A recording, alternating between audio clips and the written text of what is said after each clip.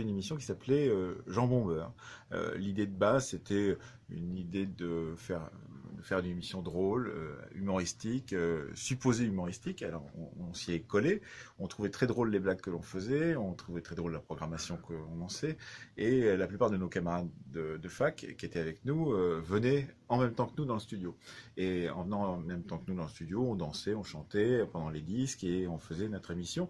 Et il y avait une très bonne ambiance jusqu'au moment où certains d'entre eux ont dit bah, écoute, la prochaine fois, on va retourner à la maison, on vous écoutera sur la radio, puis vous viendrez tout de suite après l'émission. C'est ce jour-là que je me suis rendu compte qu'il y avait un problème, c'est-à-dire qu'ils étaient très contents lorsqu'ils étaient avec nous, mais dès qu'ils étaient partis pour écouter derrière leur poste, ils trouvaient que l'émission n'était plus drôle.